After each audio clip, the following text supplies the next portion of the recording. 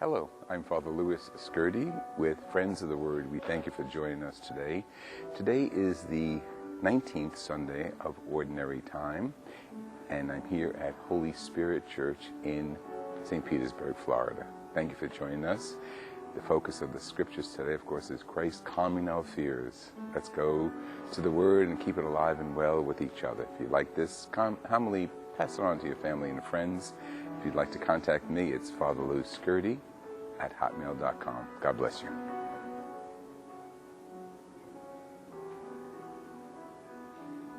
The Lord be with you.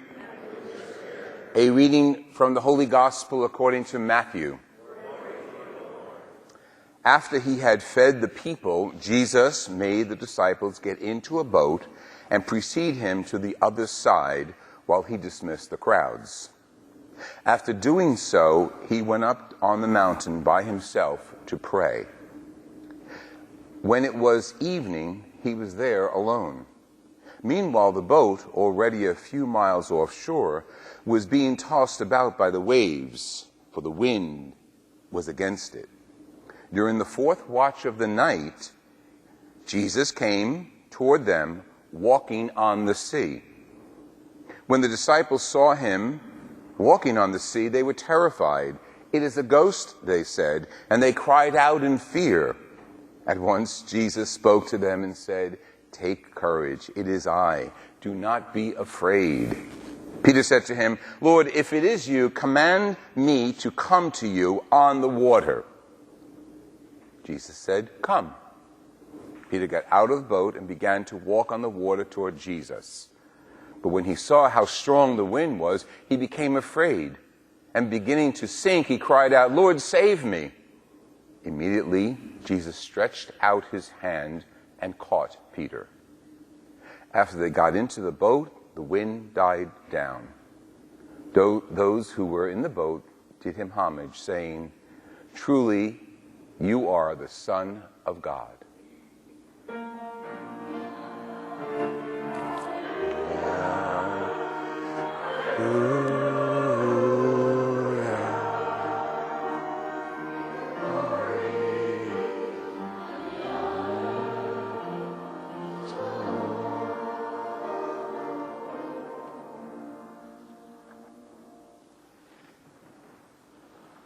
You would think that a book entitled Book of Kings would be about the accomplishments of the kings of Israel.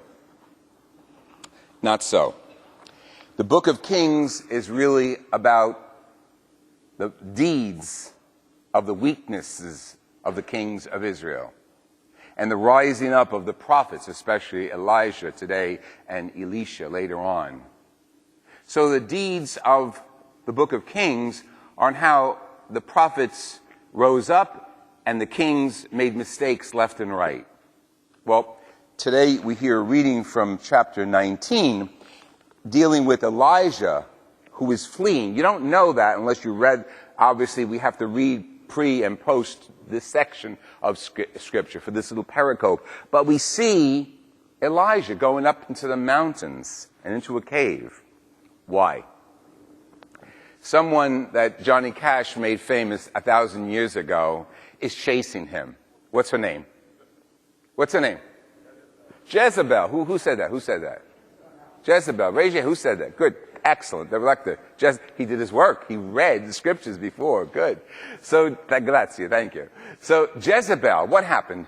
Ahab is the king.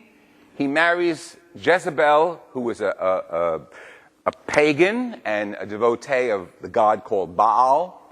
And he marries her and brings her practices into Jerusalem and actually builds a temple to Baal. Now, that was well before the days of ecumenism and accepting other different religions from different people. God's people were a chosen people, chosen race, as Paul refers to in today's letter to the Romans. God had a special thing for the people of Israel. And he really had a lot of hope that they would continue the revelation of the covenant and accept Jesus. That's why Paul's writing this letter today to the Romans, that my heart is broken that my people didn't fulfill the covenant by accepting Jesus. Put that over here. But so that idea of all religions being the same and worship one God is just as good as another God didn't cut it. So Ahab builds the temple for Baal, for Jezebel. And then there's a whole commotion that happens, and you have to read the scriptures to get all the details, between Jezebel's priests and, of course, Elijah. And Elijah represents God. Jezebel's priest represented Baal, whoever that was. And there's a competition, and Jezebel's priests lose, big loss. So she's after him. So he runs. Now, he's doing God's work, but he's in trouble for doing God's work. Come on, this is today. This is our faith today. You do God's work and you don't get accolades. You get mockery in the world today so often for doing God's work, for standing up for the covenant of Jesus Christ. You don't get accolades. Well, they didn't get accolades either. So he's running away and he's asking God, hey, listen, take my life, do something. I mean, that's it. They're going to kill me, blah, blah, blah. Oh, this goes on. And then this beautiful selection from 19. Elijah came to the cave where he took shelter. And he says to the Lord, he's there. He wants the Lord to take his life. And he's seeking the presence of God. Now, this is our journey too. He's seeking the presence of God. Where are you, God, when I need you? And there's a storm and a large sound and no God. And there's a fire and action and all the stars and stripes are jingling in the sky. No God. And then, after the fire, after the sound, after the earthquake, there was a tiny whispering sound. And when he heard this, he hid his face in his cloak and went and stood at the entrance of the cave. And there, in that whisper, found the presence of God. Very significant. Earth-shattering. Where do we find the presence of God in our lives? Sometimes we look at disasters and say, where's God? And we look at earthquakes, where's God? And we look at war and destruction, where is God? God is found in silence. In the silence of our hearts, we can communicate with God. Sometimes we want to find God in the earthquakes and the disasters. And then out there, because our God is not Baal. Our God is not a God of mountains and trees and a patron of the water and this. Our God is the creator who made a covenant with his people, us. A very personal covenant. And he wants to greet us and communicate with us in a very personal way, in the depths of our hearts. And sometimes we'd like to go to monuments. We like to go on pilgrimages. We like to go to holy places and shrines to find God. Recently, I was at dinner with a friend of mine, and she says, you're in New Jersey. When the Pope comes to Pennsylvania, are you going to go right over and get a good seat and see him? And I said, no. She says, well, the flights from Florida, and she gave me the price of the flights from Florida, a little expensive, but I'm going to go. I want to see the Pope. And that's very nice. It's very noble. He doesn't have a bigger fan than me. I love Pope Francis. As a matter of fact, I have a T-shirt. Somebody gave it to me. I didn't buy it. A T-shirt that says, I love Pope Francis. And I really do. I think he's bringing us back to who we are as Christians. So I said, no, I'm not going to go. I don't do all that kind of stuff. I've been to Rome, I've been to Lourdes, I've been to those things, pilgrimage shrines throughout the world. But we find God in a whisper. We don't need to travel to Philadelphia or Lourdes or the Vatican to find God. Those physical locations can strengthen our faith. historically, miraculously, in so many other ways. But if you want to find God, the silence of prayer is where he is. He's not in all the bells and whistles. He's in our hearts. And he comes to let us know that he's near us. You know, don't forget, this is Matthew's gospel that we're looking at in a few seconds. And Matthew's gospel emphasizes Emmanuel at the beginning. God with us. Paul jumps on that, of course, as he knows about the fulfillment of the covenant that God made with the people of Israel, and he sends his son. But Matthew knows that that son is the fulfillment of the covenant, and he's the presence of God on earth during that lifetime. And the presence of God that remains with us through the Eucharist and his holy word, and the presence of God that is available to us as we look around to one another. God with us is significant in Matthew's gospel, Emmanuel. And sometimes when we're anxious, we fly away from God. Like good old Peter. They thought he was a ghost. A few things significant about the story from the gospel today. One, Jesus is in prayer. He dismisses his disciples. Go to the other side of the Sea of Galilee. Go. I'll meet you there. And it's evening. He sends his fellow ministers out, and they go in the boat, and he's praying. Significant. Don't lose that. This prayer and communion that Jesus has with his Father and available to all of us anytime, in the car, at home, in the bathroom, in the tub, going to work. God is with us all the time. All we do is need to communicate with him in prayer, sometimes in silence. So he sends his disciples out, and they're hysterical because the waves are tossing the boat, and they're hysterical, they're going to drown, and here he is walking on the water. And one commentary is very interesting. He says, notice the time of day in which Jesus sends his disciples out. It was the fourth watch. You know what that is? That's like 3 o'clock in the morning.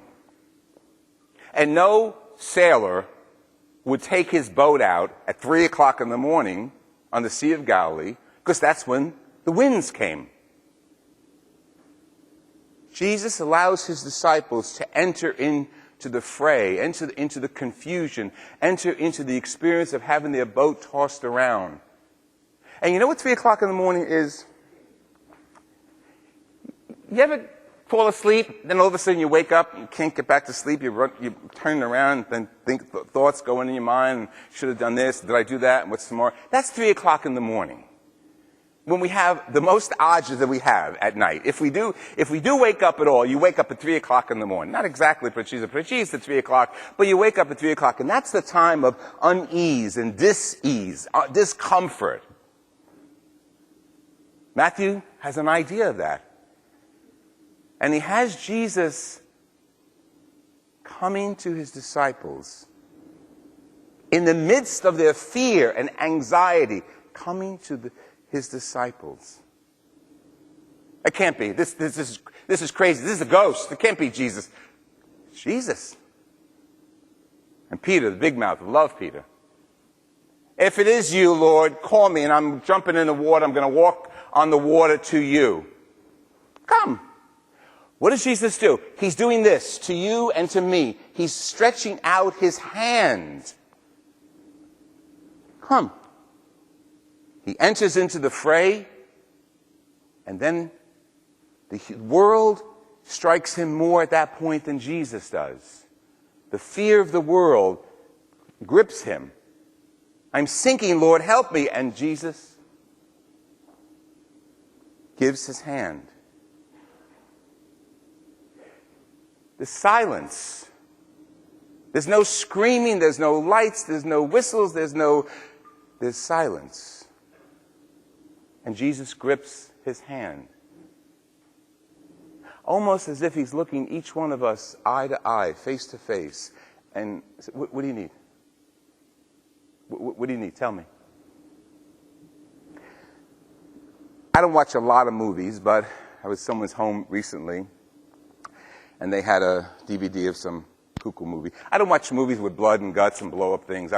It's just not my. Give me a comedy, and I'm fine. So this one movie had to do with sci-fi, I think, and the key is that the star in the movie was gripped by a sci-fi control. Okay, he was gripped. His mind wasn't his, so he responded to whatever they told him to do. Okay, so he can get a gun. I'm not advertising this. This is okay. Don't even go see the movie. Even if you know what it is, don't go see it. He gets a gun, and his girlfriend is there watching him, and the guy, his mind control is telling him, shoot so-and-so. And she says, no, don't shoot him. So he gets the gun, turns away, and shoots. And she says, what'd you do? He says, well, you have to steer away, because if you face the person, you can't shoot him. Okay. The movie goes on, and eventually the girlfriend becomes his enemy. And his mind is still in control of the enemy. So now the enemy is going to control him and get rid of the girlfriend at the same time. So he's got the gun right to her head. He's going to shoot her. What does she do? She grabs his face and turns it away. And of course the gun goes off, and he wakes up, and he realized what he was going to do. The eye-to-eye contact in that movie is negative. The eye-to-eye contact that you and I have with Jesus is perfect.